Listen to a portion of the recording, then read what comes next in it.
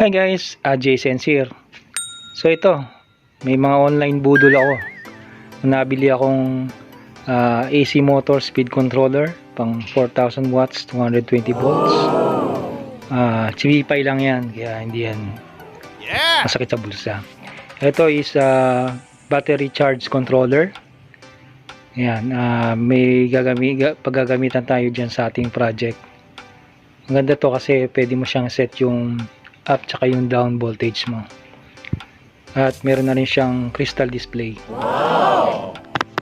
And bumili rin tayo ng BMS ng pang LiPo. Ito 2S siya na 20 amps siya, kaya gagamitin din natin yan.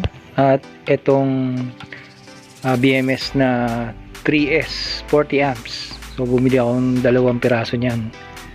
Yan, ito yung aking cordless drill na Bosch. So, gandang klase ito kasi meron na rin itong impact drill.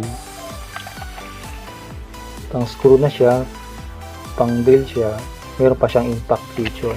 Ganda siya, kaya lang ang battery na ito bumigay na rin lang.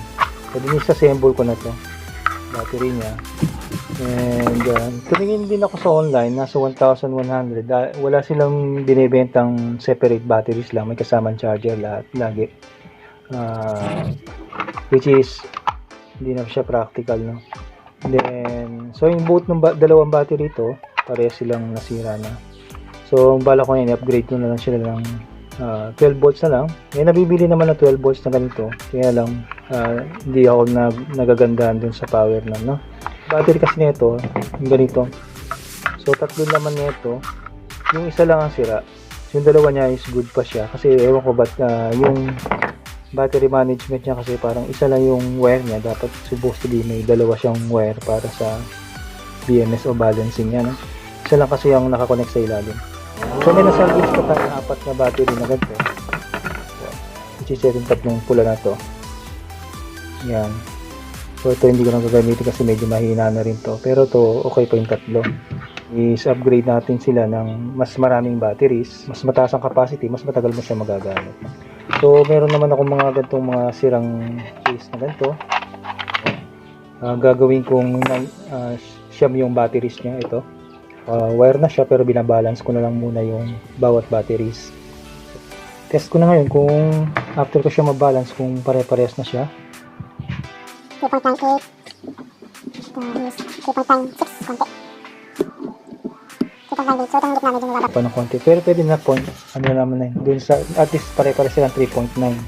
Ang pangit dun is yung meron kang 4.2, o 4.0, meron kang 3.7, meron kang 3.8, iba-iba. So maunang masisira dun yung pinakamababa, yung 3.7.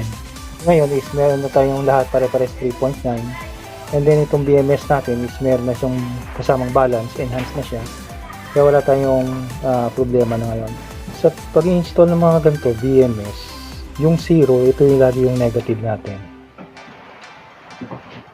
Yung 12 na yung pinakamataas na voltahe, pinakadulo na yun, yung positive lagi. Yung pinaka-positive ng battery. And then itong dalawang to, mostly ito yung output natin. Okay, dito ka magko-connect ng load sa, and dito ka rin magcha-charge. Ginawa ko naman yung sa BMS natin, yung existing yung sa stock natin ng battery. So naba ko na lang yung wire niya, no? Kinonnect ko na lang siya. Ito yung negative niya. Yung may dating wire kanina, dinugtungan ko na lang. Ito yung kasi yung positive niya. So yan. So babalik natin siya dito sa kanyang case. Pero lalagyan natin siya ng stopper, yung lalagyan ko na lang siguro ng hot glue para ma-fix siya dun sa loob at hindi siya umatras once na pinlag natin siya dun sa drill o kaya dun sa ating charger. And syempre in-epoxy ko na to bago ko siya linagyan ng dalawang screw para hindi siya matanggal. So hintayin lang natin matuyo yan, and then ito tuyo na yung kanyang hot glue, so hindi na mabubunot yung dalawang wire na yan. 0, 4.2, 8 volts, 12.6. Ganito, iisuot ko yung wire na dito sa ating ginawang attachment. Pwede natin itong Siguro pwede natin lagay.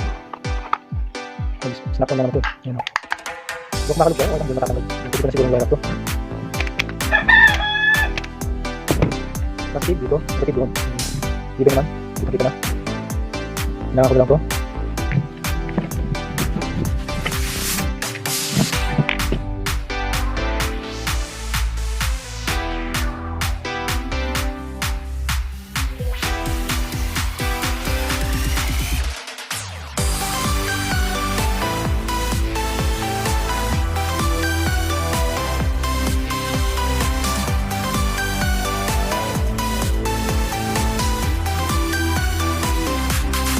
Okay. Magana na.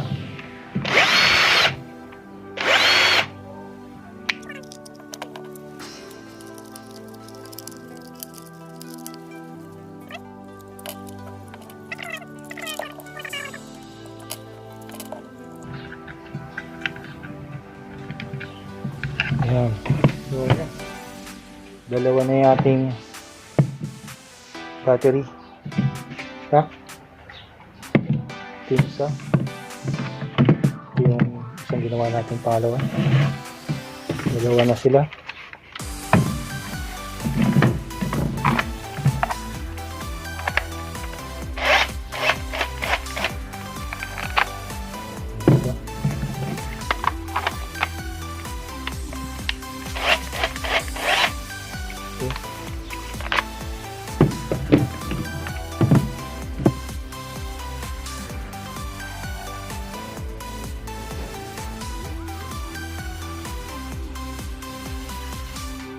After ko magawa yung dalawang batteries ko, gamit yung dalawang BMS natin na binili sa online, gagawa yung charger naman ang ayusin natin para dito. So ang gagamitin natin itong binili natin na charge controller to, no? Automatic battery charge controller siya. So ito nilagay ko na lang siya dito sa isang power supply ko dati na 15 volts to actually output na ito. Itong power supply na to. Alam ko 15 volts. 16 volts. Kahit pa paano. So ito yung output ng ating power supply. Pero hindi siya lumalabas dito, no? Kasi ang nire-read lang naman nito yung battery voltage. So i-attach natin yung battery natin dito. So ang gagawin natin ito yung charging port natin dati na pinutol ko. So ginawa ko is hindi na natin gagamitin itong module na to. Yung positive niya direct na dun sa pinaka pin nito na didiretso na sa mga ganito. So hindi na dadaan dun sa BMS, direkta na siya dito para dito na lahat manggagaling, no? Dito na yung magiging controller natin. So dito ito wala na to kasi ito pang 10.8 volts lang to, charging na yan. So magka-cut off na siya kapag umabot na sa 10.8. So ito na yung gagamitin natin controller natin. Siset lang natin siya. So ito ilalagay ko lang siya dito para may tap natin yung mga batteries natin.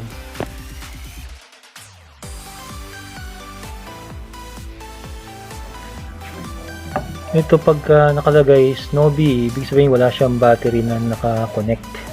Okay.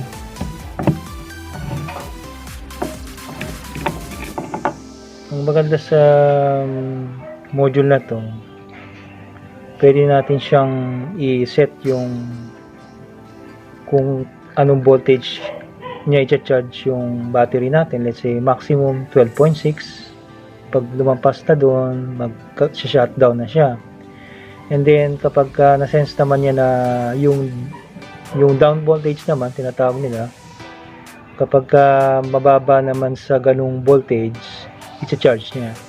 Example, ito nakaset ko na, sinet ko siya ng yung down niya ay ng 11.8.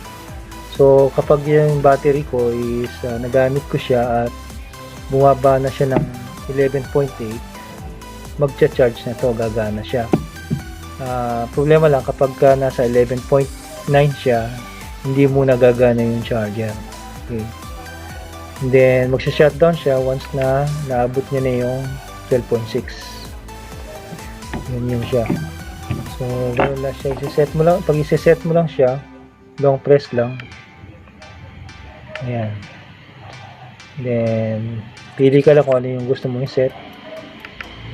Ito yung parang oras na gaano katagal mo gustong i-charge yung battery. Pero hindi na natin gagamitin yan kasi automatic naman tong charger na to. Once na puno na yung battery, magsha-shutdown naman siya. Then long press na lang para bumalik ka dun sa dati mong setup. Then pagka pinlug natin yung battery, lalabas dyan yung battery voltage tsaka yung pinaka percentage niya kung ano yung state of charge ng battery natin. 12.4 volts, 75% na bali. So hindi siya nag-charge kasi hindi nag-click yung charge dahil nasa 12.4 yung battery natin. So kailangan bumaba muna siya dun sa 11.8 bago mag-click yung relay niya.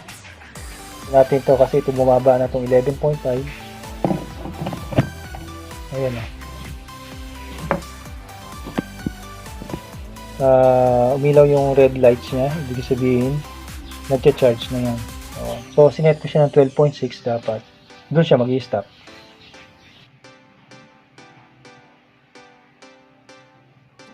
Ito yung upgrade natin.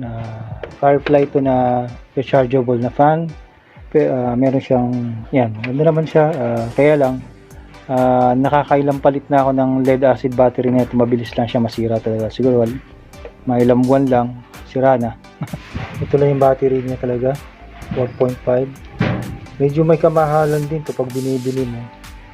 Ito wala na rin to, hindi talaga siya pwedeng pang matagalan yung lead acid battery. So 6 volts lang yung batteries nito, pero ko-convert natin na mas maganda.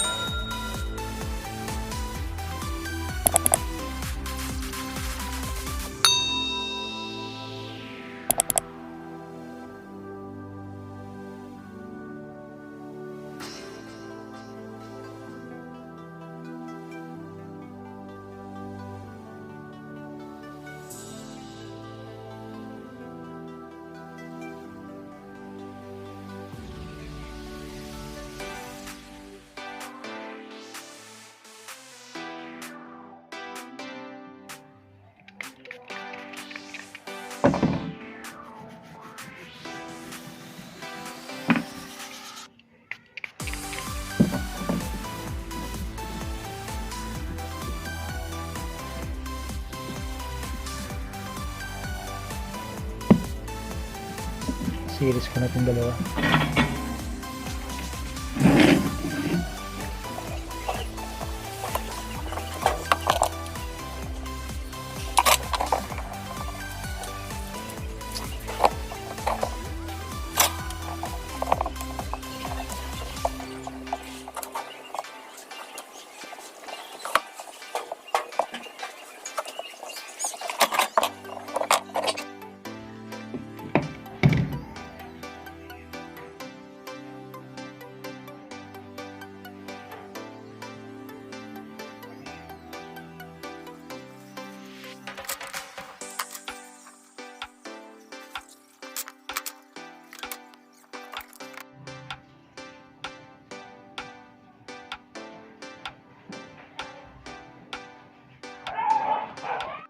So dito sa battery compartment niya, kasyang-kasya itong battery pack natin ito.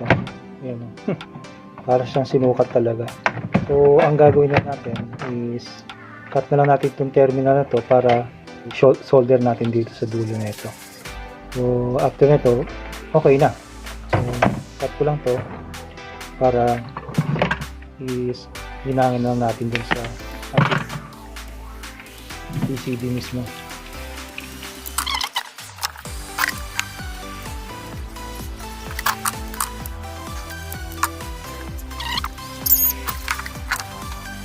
Ayun. Ano tayo? Gagawin na natin, lalagyan na natin ng siguro kahit padding lang na rubber padding para hindi lang kumakalugto dito. Pero okay na yung conversion yan. So ito pwede ko itong i-charge sa ating solar sa ating solar, no? Yung sa ating battery. Then meron din siyang 5 volts output. So pwede ka mag-charge ng cellphone dito siguro. Ayan, no? Ayan, nag-charge naman yung flashlight. So pwede ito siguro sa cellphone din.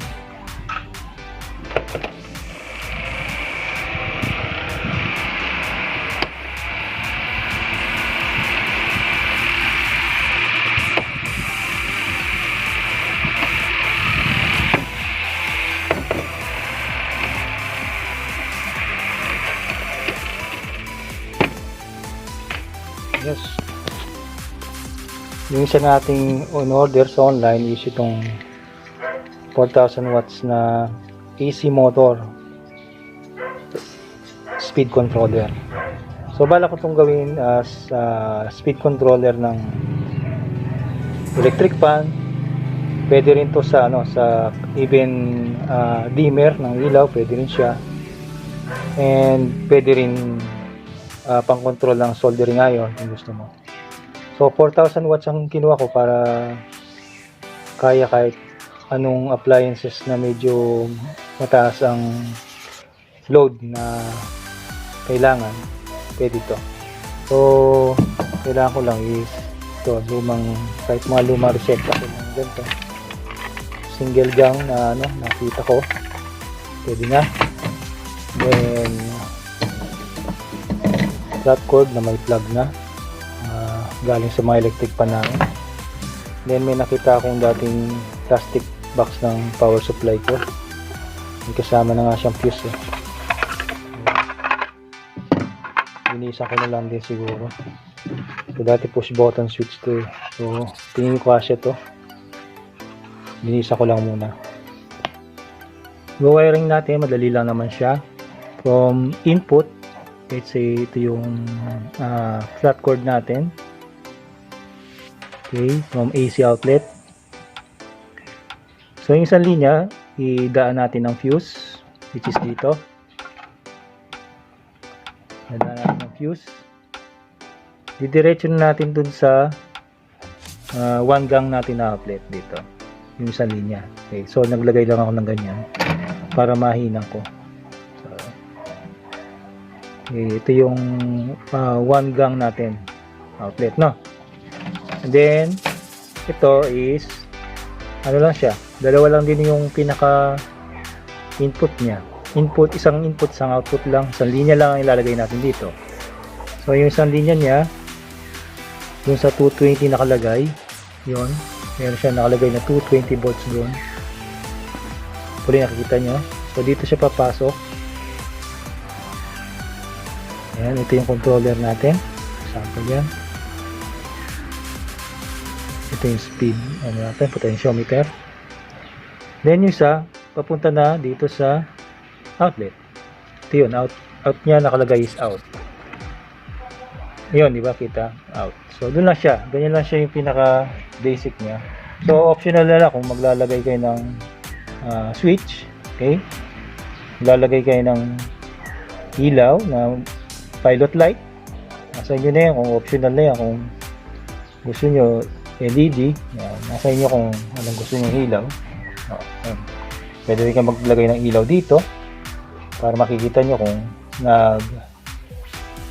tumataas, bumababa yung speed ng motor. Okay? So ganyan lang siya i-wire up. So lagay na natin.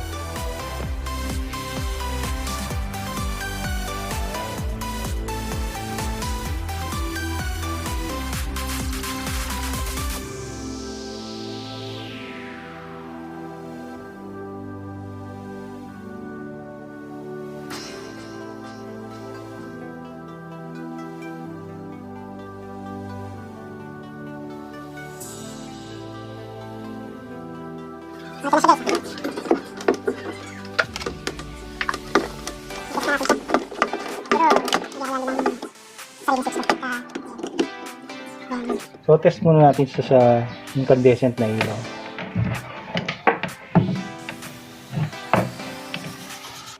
Pwede ito sa incandescent, wag lang sa mga LED kasi ano, may circuit kasi yung LED.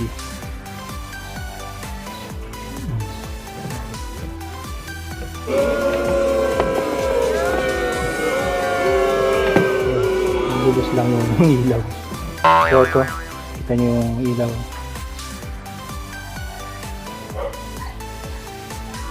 Yan. Parang almost kalahati na siya bago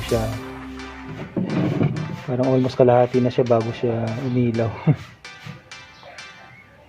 Bagay kasi sa tatlong terminal ng potentiometer, dalawa lang ginamit. So parang yung kalahati lang na side ang ginamit nila. Ayan. So test natin sa electric pan. So, hindi pa siya maandar. Ikot natin. Switch on pala natin. Yung sa 3 natin. Makita natin yung speed niya. So maandar siya. Pagdating na kalahati, ikot na. Ayan.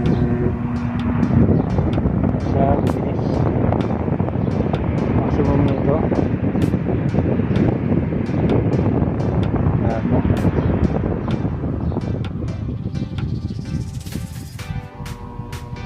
Hanggang sa anong speed ang gusto mo.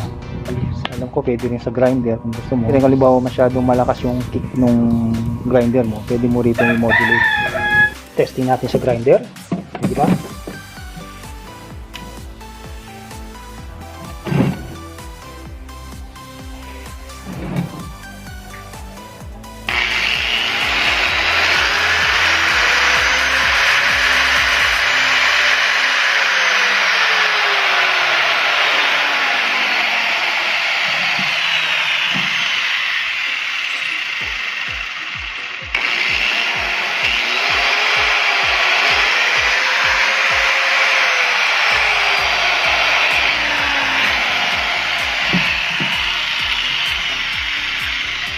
Test natin sa drill.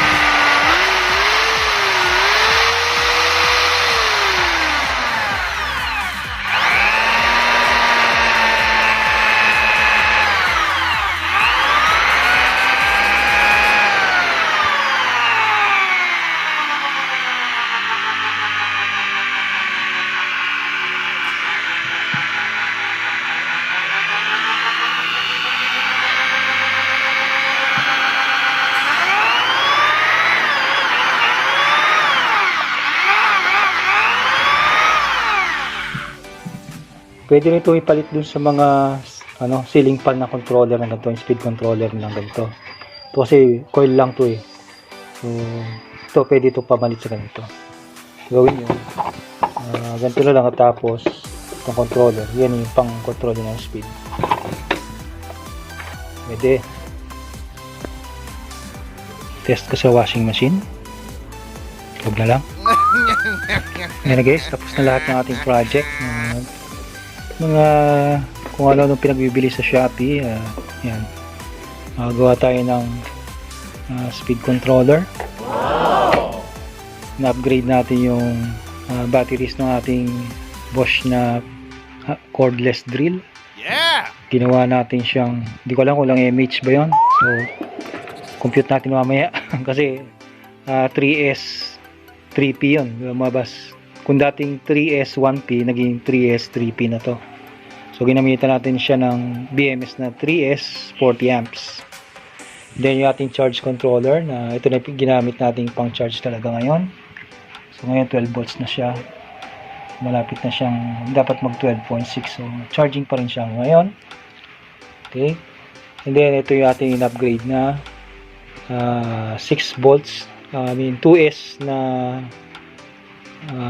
lithium batteries, 2S bali 5P, so medyo matigas-tigas to. 5P to, 5 Okay.